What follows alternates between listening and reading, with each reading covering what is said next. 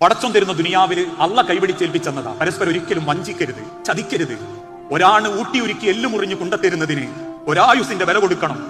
പലരും പലതും കാണിച്ച് വഞ്ചിക്കാൻ ശ്രമിച്ചേക്കാം, പലരും പല ചൂണ്ടക്കൊലത്തൂട്ടേക്കാം. പക്ഷേ ഒരാണിന്റെ മനസ്സറിഞ്ഞ് കൂടെ നിൽക്കുന്ന പെണ്ണിനുള്ള സൗഭാഗ്യം, മറ്റൊരാണിന് കൊടുക്കുന്ന സ്നേഹത്തിന്റെ ദുർഗന്ധത്തിന്റെ മണം പരലോകത്ത് ഏറ്റവും വലിയ കറുപ്പാണെന്നറിയണം. അതുകൊണ്ട് അള്ളാഹുവിന്റെ റസൂലുള്ള സഹാബത്തിനോട് പറഞ്ഞു, കെട്ടിയ പെണ്ണിനെ ചുംബിച്ചാണ് എനിക്ക് കൂലിയുണ്ട്, ഓനെ ചുംബിച്ചാൽ എനിക്ക് കൂലിയുണ്ട്. ഞാൻ നിർത്തി, സമയം കഴിഞ്ഞു. അപ്പൊ സഹാബത്ത് വെച്ച്, റസൂലി അത് ഞങ്ങളുടെ ആഗ്രഹമല്ലേ ചുംബിക്കല്? റസൂലുള്ള പറഞ്ഞു, വേറൊരു പെണ്ണിനെ ചുംബിച്ചാൽ എനിക്ക് കുറ്റുണ്ടോ? ഉണ്ട്. അപ്പൊ എന്റെ കെട്ടിയ പെണ്ണിനെ ചുംബിച്ചാൽ എനിക്ക് കൂലിയുണ്ട്, ഓളെ കെട്ടിപ്പിടിച്ചാൽ എനിക്ക് കൂലിയുണ്ട്. ഇമാം ഗസാലിന്റെ രീതിയിൽ വന്നിട്ട് ഒരു പെണ്ണ് പരാതി പറഞ്ഞു, ഭർത്താവ് ഇങ്ങനെ ദേഷ്യപ്പെടും, പക്ഷെ ഞാൻ മാറിക്കിടക്കൂല. ഗസാലി വെച്ചാൽ അതെന്താ? ഞാൻ മാറിക്കിടന്നിട്ട് ഒരു ദിവസം മാറിക്കിടന്നാ പിന്നെ എനിക്ക് തോന്നും ഒരു ദിവസം അല്ല 2 ദിവസം കിടക്കട്ടെ, പിന്നെ ഒരാഴ്ചയാകും. അപ്പൊ അങ്ങനെയാ പല കുടുംബത്തിലും. മുപ്പര് ബെഡിലുണ്ടാവും, മുപ്പത്തി സോഫയിലുണ്ടാവും, അല്ലെ? ഓൻ സോഫയിലുണ്ടാവും, ഓള് ബെഡിലുണ്ടാവും. ഞങ്ങൾക്ക് അതൊക്കെ ശീലായി എന്നാ പറയാ. ഇത് ശീലായതല്ല, ജീവിതമല്ല ഉണ്ടായതാ. മുതലുണ്ടാവും, മരിക്കാൻ നേരത്ത് എല്ലാവർക്കും മുതലുണ്ടാവും. അവിടെ ഇവിടെ ഒക്കെ